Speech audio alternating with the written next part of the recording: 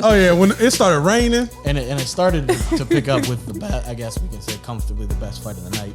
Yeah, was Arias that was a good fight. That was a good fight. Jarrett Hurd. Yeah. Is Jarrett Hurd done? No, this one did not put him away. Oh, not that I want him to be put away. I'm just saying. It was at 160, which is another variable to factor in, I guess. But I'm not sure if that. Can he wait? I guess he can make 154. He said before the fight he can make 154, and his plan is to go to 54, or go back to 54. Yeah, I thought Arias won. It was close. Yeah. We all were sitting there. It was.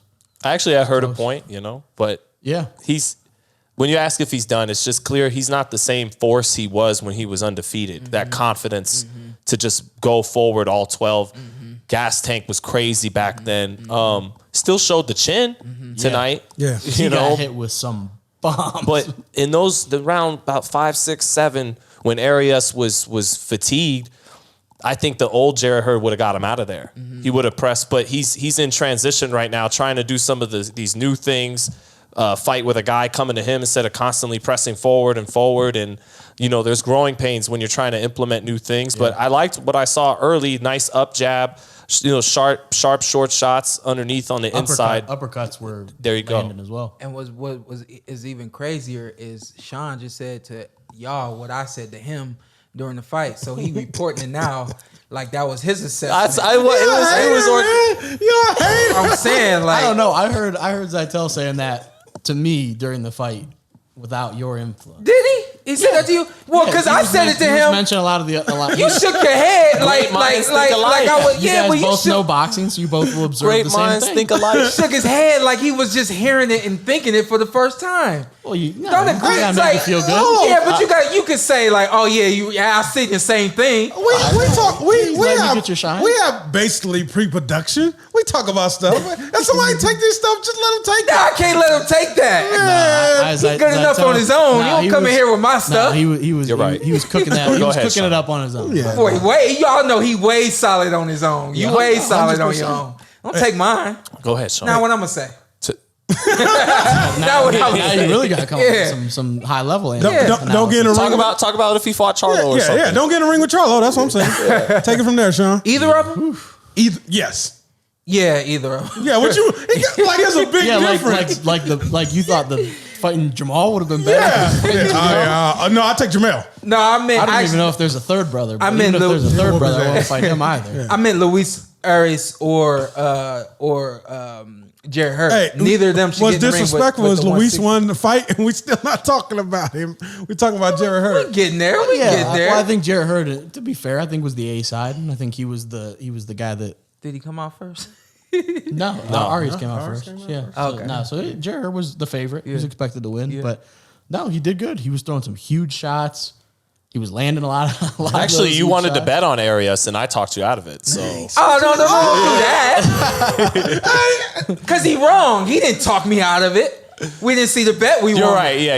As a team, I didn't talk you out of it. Yeah, as the 1-2 punch right here, we came together and it's like, yeah, our bet ain't on the line. So it's. I think he had a flashback. I mentioned to you to when you fought Luis Arias. Yeah. Back in the day. Yeah. Outside. Yeah. He's on your record. As an amateur. Oh, okay. As an amateur. Riverfront. Yeah. Cuyahoga Falls, Ohio. But he put the paws on him? Shawn touched him up. No. He put the paws on Shawn? No, Shawn beat him. Nah. Clearly? Yeah, but I think tonight I told Shawn, he was like, man, this is just like the Riverfront. Hey, here, listen. I'll tell a true story. So we're at the Riverfront. Anybody back home, y'all know what that is. We outdoors. A little sprinkle out there too that night. Yeah. But nothing like tonight. Tonight was coming down. So my opponent didn't show up. Oh, okay. And my dad brought Luis in because he had worked with him in the camp before, like some years ago. And at this point in time, he was 17 and I think I was 20. I think I'm about 3 years older than Luis. Our opponent didn't show up. And so my dad approached him and his team. I mean, we like this at that point in time. And we kind of talked him into getting in the ring with me. Again, he's 17. He hadn't really had any open fights. And when you turn 17, you have more than 10 fights. Now you're fighting anybody that's between 17 and 35. No weight division? No. The weight division is there, but the age division is not there. Restriction doesn't happen. So, yeah, there's no age restriction. So, they actually were a little tentative and nervous about getting in the ring with me. I mean, I'd done everything at that point. I was on the Olympic team as an alternate at that point. I'm older, all that kind of stuff. So my dad said to me, he says, we're going to start off kind of like that situation I told you about way back, right? Yeah. So my dad says we're going to start off slow and then we're going to pick it up along the way. And it's 4 2-minute rounds, no biggie. And I started off slow, and of course he started off fast. But we're back home, so it's no point system. But I really didn't feel like that confident going into the last round. Like, this is my fight in the bag. This dude said I handled it easy, but in my mind at least, I was like, nah, I gotta step it up, right? Mm-hmm. So I'm on him the whole round, do what I do, and I end up getting a decision. But I remember I got the decision. I was like, this kid is better than I expected him to be. I can't do that again, right? He's so from then Wisconsin? Yeah, he's from Wisconsin. You fast forward, and I actually drew him in the championship round at the U.S. Championships. I wasn't able to fight in the championships, but I kind of had in my mind, like, start fast on this kid. Don't let him get comfortable and take it to him. But what he had, and the point of that is when you're 17 and it's like the whole game is ahead of you, you doing the best you can, not just to keep up, but to get there and to be there. And I feel like when he came out here as a professional, he was with TMT. I think he was kind of living that TMT lifestyle. Mm-hmm. Didn't really take things serious. Didn't really grow the way he should have grown. I expected to see much better boxing ability from Luis tonight because I know where he comes from. He has a very good amateur pedigree and a great amateur background. A lot like Jalen Love. Those guys in the amateurs, even though they didn't beat the top guys, they were up there with the top guys. And it's like they kind of regressed a little bit as professionals. Just coming to Vegas during that TMT, you literally feel like a superstar in Vegas. In that era. Yeah, Vegas, yeah. If you were a TMT in Floyd era, this is what I learned about the TMT in that Floyd era when Floyd was still doing his thing. Mm-hmm.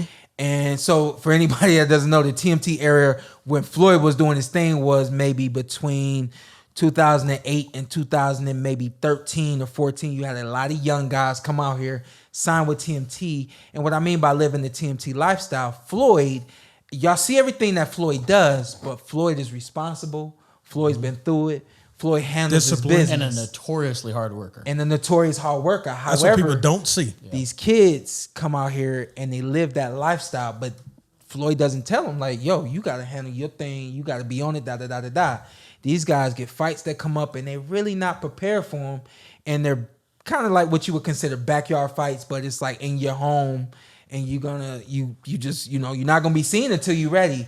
And a lot of these guys really weren't ready to be seen, but it's because they left the hard work where they came from. They didn't really understand that you made it, especially because you signed with TMT, but you still got to handle your job, do your job. And Floyd just ain't no babysitter. And Floyd wasn't babysitting these kids.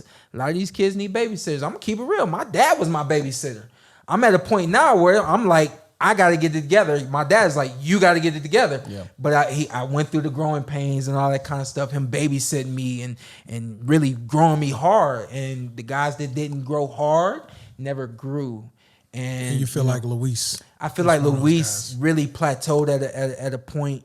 And I think that he didn't a lot of the things that I think he should be able to do in the ring. He can't do them or doesn't do them. And I don't know what that's from. I mean, we looked up and we in the 4th round were thinking that he might not be prepared for 10 rounds. Mm-hmm. I said, I don't know what's going to happen in rounds 8, 9, 10. Especially throwing those big shots, we thought. Especially throwing the big shots. Fired off a little early. So I wasn't sure what kind of Luis Arias we were going to see in rounds 8, 9, 10. He kept it together. Yeah. I thought he won the fight. Yeah. I thought it was a justified decision. I saw that it was a split decision. I said, all right, split draw is what it is. But he ends up getting a decision. I think it was great for him, great for his career. I think at this point, you kind of have to look at your performance. Look at what you did. Look at where you got hit, those little mental errors. And then look at some of the things that other guys do. Maybe it's in your weight class. Maybe it's in a lower weight. Maybe it's a welterweight.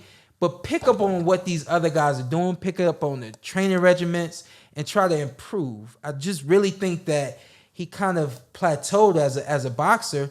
And I think that he can get better. I just think that it's a lot that's kind of left untold or untaught by him, and I don't think he really has learned everything that he has to learn at this point. It's a good win, though. Yeah, it's a good win, and essentially Jarrett what I'm Hurd, saying is we haven't seen the best of Luis Arias. You know? No, it was do or die for him tonight. You know, because he had that big opportunity on HBO against Daniel Jacobs, where he didn't fighting a big guy, and he didn't let his hands go, and that didn't sit well with the HBO. issue tonight. No.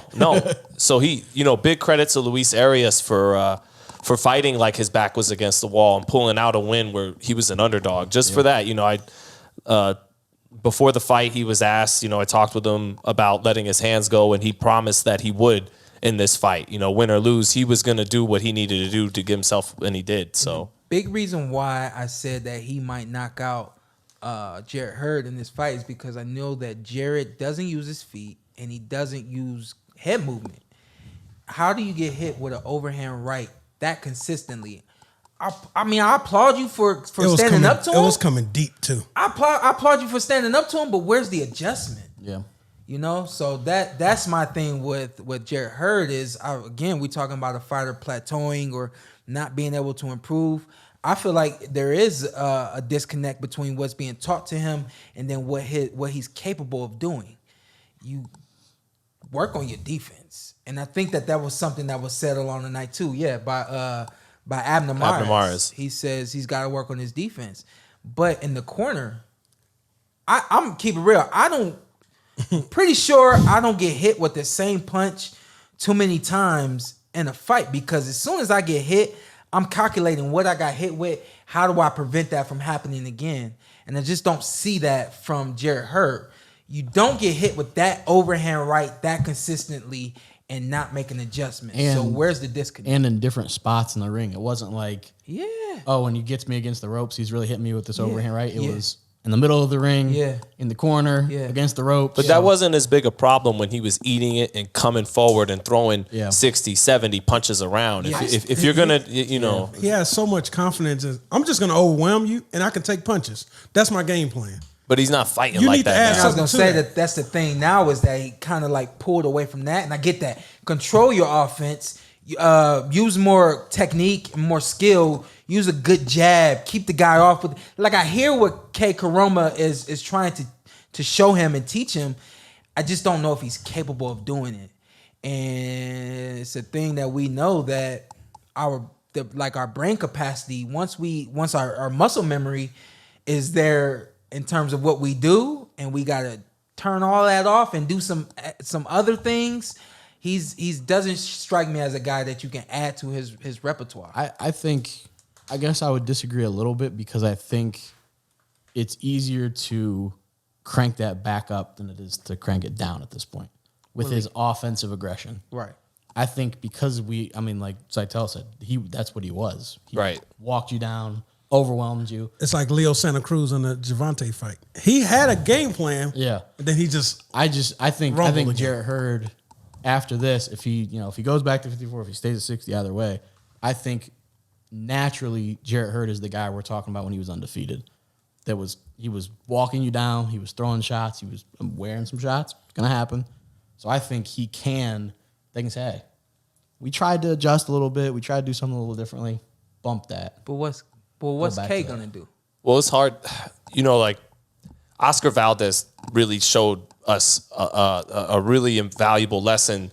Like Deontay Wilder's going to try and turn it all away in one fight with Malik Scott. But remember, he had growing pains with in the Adam Lopez fight. He got dropped. And so he had these fights where Valdez, he was looking kind of for him bad because he wasn't reverting back to, when those fights got tough, instead of reverting back to what in the short term could have made it easier, he worked on what in the long term was going to benefit him. Yeah. But he still managed to win the fights while looking rough, and that's what Jarrett wasn't able to do tonight. Mm-hmm. But, Jarrett's in a tough spot because I think that's what him and Kay are trying to do is, growing pains. It might look rough in a fight or 2 fight or 3 fights, but ultimately we're going to get to this point in that muscle memory where you can do more things now than you were able to before. But like Carson said, he may not be one of those guys that can really do that. And if he can't, and if it's not getting him anywhere, he might have to go back to what got him there in the first place. But it's tough to ask a guy especially when he's made some money and whatnot. Yeah. Hey, can you go back to that style where, you eating 2 or 3 punches to get back?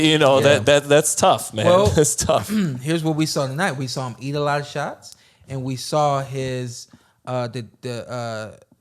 we saw his punch output decrease, and it's decreased in his last 2 fights. And so, and I think this is his 3rd fight with K. Karuma, maybe his 4th. Might be a second. No, this is his 3rd. Yeah, I thought it was maybe 2nd or 3rd. 2nd or 3rd fight. Yeah, I think it might be a K. second. But here's my thing. I think that Coach understands and believes in what he teaches and what he knows. Yeah. And now it's just, can I get my fighter to do this? And now you're 2 fights in, and it hasn't really worked for you to this in point. a fight that this was set up to win. Yeah. This wasn't one you're supposed to lose. This And wasn't a 50-50 fight. And he had Luis hurt a few times too. For the kill. So it's like when I get the dude hurt, it's like you got to snap back to who you used to be. You know what I mean? It's like you just got to kind of know how to turn it on and turn it off. Right. You know? And I think for me, that's kind of like where my success lies, is kind of knowing like how to turn it on and turn it off, pick those points and those moments. And maybe that part isn't shared with Jarrett to this point. Hey, I ain't gonna say what my dad tells me, but at the end of the day, it's like when you see that the guy's hurt, you just have to know, like, I do what I've always done. It can't anymore be about what I'm learning. That's when it's time to break out the bread and butter. Yeah. You tweaked the aggressive Shawn Porter in your mid-career. Yeah. You added, you still bring it, like, when somebody's hurt, that's Shawn Porter's That's coming. what I'm I mean, if saying, you look at, I guess for an example, because the easiest example is usually you. Sorry, man, everybody. We always go to Shawn. Yeah, but like you versus Ugas, I think is something where fans, myself included, I don't know if Ant felt the same way, where you would land a couple shots and we're like, okay, Get go. on his ass. Like, right. go. And Right, you didn't. right. So I think maybe imagine if after that fight, if that's what your style was supposed to be, all of a sudden everyone would be like, but that doesn't benefit you. Yeah. So I think at some point, Jarrett Hurd, K. Karoma, I think they're going to say, okay, we can tweak it a little bit, but you are who you are. Yeah. It's almost like you're adjusting to something that might benefit you if you were a different fighter. Yeah. But with your skill set, Right. you should be doing this. That's what I meant. I mean, I Yeah. think we just took the whole long way around to get to. If you would have let me get my thought. God, why did we It's an both- hour-long podcast, though. Yeah. We got to fill up I'm some minutes. exhausted We now gotta because I'm fill up some mad. minutes. I'm mad that we went all the way around just for me to say, yeah, I just don't think that he has the capability. I said that before, but I don't think that he has the capabilities to do everything. That's And it's crazy how much he smothers his shots. Yeah, and capabilities might even be harsh. I would say it just doesn't benefit him. That's just not who he is. I'm trying to think of an example like I'm trying to think who somebody like Chocolatito. You're not gonna be like, hey, be a completely defensive fighter. Yeah. He probably can to an extent, Right. but like his benefit is his offensive output and his Staying aggression in there. and staying in the pocket. So I think it might just be, capability might be a little harsh. I think that's not the best Jarrett Hurd. Yeah. The best Jarrett Hurd is the one we saw where he's aggressive. Don't tell me you didn't enjoy what you saw, because I know you did. What you need to do now, hit that subscribe button, hit the like, hit that notification button. Check us out every week, every Tuesday, something new for you right here on the Porter Way Podcast.